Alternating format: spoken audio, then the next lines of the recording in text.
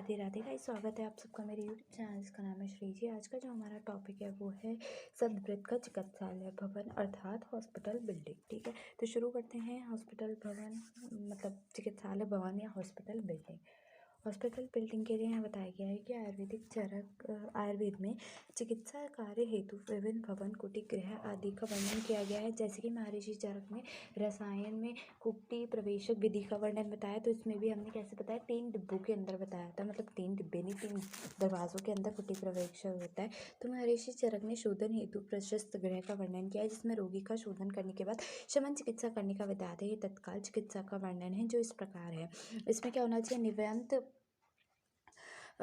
प्रवाते देशम अर्थात जहाँ पे एक का और हवा ना आने योग्य कक्ष हो तथा ऐसा ही कक्ष हो जिसमें हवा आ सकती है, दोनों होने चाहिए, जहाँ हवा आ भी सकती हो और नहीं भी आ सकती हो। सुख प्रवक्षण जिसमें आसानी से घूमा जा सकता हो। अनुपत्यकम अर्थात पहाड़ की तरह में ना हो, ठीक है, पहाड़ की तराई में ना हो। धूमात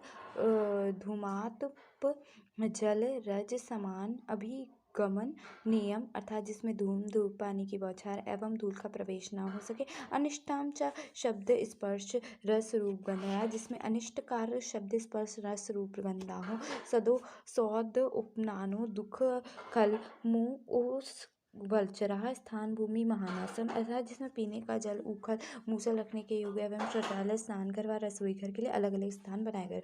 इस गृह में कारीगरी, परिशाक, जल, भोजन सामग्री, शोधन व शमन हेतु आवश्यक औषधि एवं उपकरणों का प्रबंध हो। सूतिकागार है, चरक शास्त्र में बताया गया है। कुम्हारागार बताया गया है। स्वेदन हेतु कुटागार बताया। कुटी प्रवेक्षण रसायन हेतु कुटी बताया। अकॉर्डिंग टू WHO के अकॉर्डिंग जो हॉस्पिटल है वो एक ऐसा residential establishment which provide short time and long term care consistent of observation, diagnostic, therapeutic and rehabilitation services for the person suffering or suspected to the suffering from a disease or injury and for the पैर It may be not also provide services for the ambulatory patients or an outpatient basis. Planning for the hospital building site selection होना चाहिए, soil देखना चाहिए, soil का structure कैसा है, building का structure देखना चाहिए कि कैसा है, ठीक है। बेड प्लानिंग होनी चाहिए कि कितने बेड होने चाहिए, कहाँ कहाँ पड़ेंगे, किस डायरेक्शन में पड़ेंगे, साइज ऑफ हॉस्पिटल की कितना बड़ा उसका साइड होना है। फॉर 50 बेडेड हॉस्पिटल तो एनेस्थेटिकली इमरजेंसी मेडिकल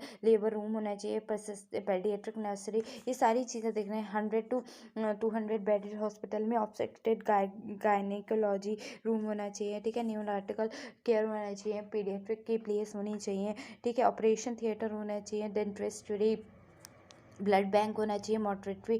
500 से 700 के लिए तो बहुत बड़ी बिल्डिंग होनी चाहिए। हर डिपार्टमेंट के लिए अपना एक डॉक्टर होना चाहिए, हर उसके लिए किचन भी इम्पॉर्टेंट है। एंट्रेंस टू हॉस्पिटल तो entrance near to the main reception area होना चाहिए। पार्किंग एरिया और वेकेटिंग एरिया दोनों अलग अलग होना चाहिए।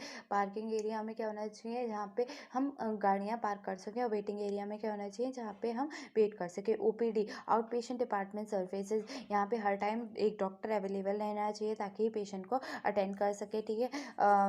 Each OPD should have its own reception and registration, her OPD के आगे अपना रिसेप्शनिस्ट और रजिस्ट्रेशन और कंसल्टेंट रूम, लेबोरेटरी, ड्रेसिंग होना चाहिए, ठीक है। अपना स्पेस होना चाहिए, ठीक है। OPD का जो स्क्वायर फीट एरिया हो वो 250 फीट स्क्वायर हो, which is a waiting space for 8 to 10 feet daily पर पेशेंट, ठीक है। Minor operation theatre for minor surgeries condition integrated part of OPD। 100 feet square area is sufficient for this.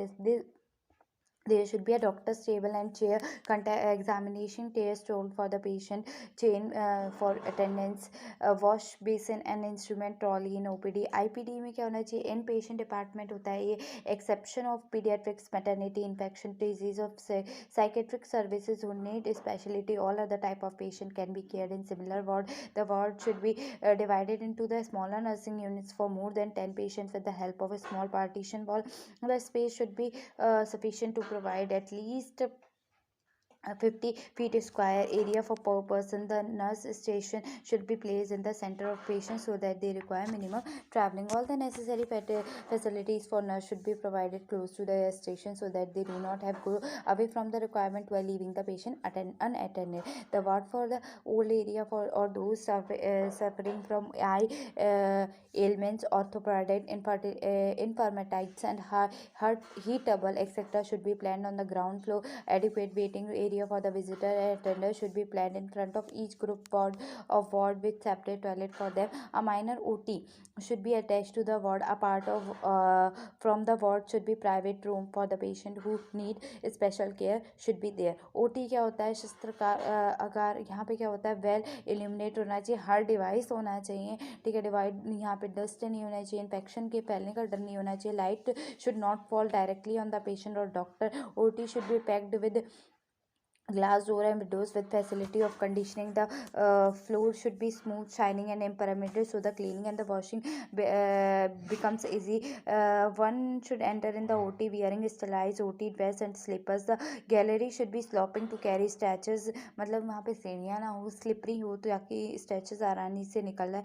There should be arrangement of all required instrument, sterile facility, emergency drug, oxygen etc. Isolation ward होना चाहिए. There should be a separate ward for the patient of infectious disease जैसे cholera है, TB है, hepatitis etcetera with the proper arrangement of disinfection. Other services की बात करते हो, staff accommodation, doctor assistant should be planned with the hospital compound. mortuary should be planned away from the main stream of the traffic. Pharmacy होनी चाहिए, radio and patho lab होनी चाहिए, central sterilization laundry होनी चाहिए, entering room होने चाहिए, kitchen होना चाहिए, maintenance of hospital hygiene. There should be a proper arrangement of ventilation, light, temperature control, pure water supply, disposal of wastage and disinfectants होना चाहिए. ठीक है, अब यहाँ पर बात करते हैं number of treatment rooms depend on the type of treatment.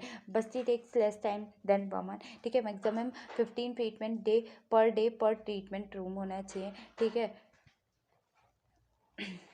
No number of consultant room maximum 25 consultant per day per consultation room में आने चाहिए. Consultation and examination room minimum 10 feet का होना चाहिए और 10 फीट दोनों 10 फीट. ठीक है, फार्मेसी और डिस्पेंसरी स्पेशलिस्ट का होना चाहिए मिनिमम ये भी 10 फीट की होनी चाहिए. Medical store speciality minimum 100 square feet की होनी चाहिए जिसमें सारी दवाइयाँ. मेडिसिन प्रिपरेशन एरिया ये भी मिनिमम 100 स्क्वायर फीट का होना चाहिए. Kitchen sufficient size to prepare food for in patient as per diet advise by the physician और डाइटिशियन. वेटिंग एरिया होना चाहिए minimum 100 square feet per bed.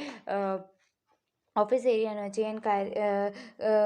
Inquiry counter होना चाहिए, कैश काउंटर होना चाहिए और रिकॉर्ड एरिया होना चाहिए मिनिमम 100 स्क्वायर पर फीट पर 10 बेड्स. ठीक है, नेक्स्ट है सर्कुलेशन एरिया होना चाहिए. कॉरिडोर्स, स्टेयर्स होनी चाहिए, लिफ्ट होनी चाहिए, रैम्प्स होने चाहिए जो कि कितने में होने चाहिए मिनिमम इनके लिए 200 फीट स्क्वायर पर 25 बेड्स के लिए होना चाहिए. ठीक है, नेक्स्ट है वाटर सप्लाई होनी चाहिए around the clock available for patients minimum 200 litre पर डे पर बेड. ठीक है, उसके बाद क्या है, इलेक्ट्रिसिटी होनी चाहिए एट लीस्ट 3 आवर्स बैकअप और generator for critical area. RMO मतलब जिनके लिए ICU वगैरह के लिए होना ही चाहिए. IRMO क्या है, resident medical officer to be present. RMO quarters minimum 1 room with attach bathroom approx 200 square feet area में होना चाहिए. नर्सिंग स्टेशन और ड्यूटी रूम का होना चाहिए. 1 nursing station room per 100 bed approx 200 square feet. For out patient department number of wash basin one for every 50%, number of wash closets 1 for every 40 bed. For in the patient department number of wash basin 1 for every 12%, number of wash closets 1 for every 6%, number of bathrooms 1 bathroom पर 6 bed होना चाहिए. Average size होना चाहिए toilet का each therapy room 3.5 square metre होना चाहिए. Space between 2 rooms bed in a ward minimum 5 feet होना चाहिए. Distance between 2 beds minimum 3.5 feet होना चाहिए. Size of hospital bed minimum 6x3 feet होना चाहिए. एरिया पर बेड होना चाहिए minimum 50 square feet per bed. Nurses to bed ratio 1 for every 10 bed. Panchakarma technician assistant और therapist minimum 2 पर treatment room. Male and female separate होना चाहिए. Assistant therapist should have pass minimum 3 months courses training in panchakarma attendant minimum 1 पर treatment room. Male and female separate होना चाहिए. तो यहाँ पे खत्म होता है ये हमारा चिकित्सालय भवन या फिर हॉस्पिटल बिल्डिंग.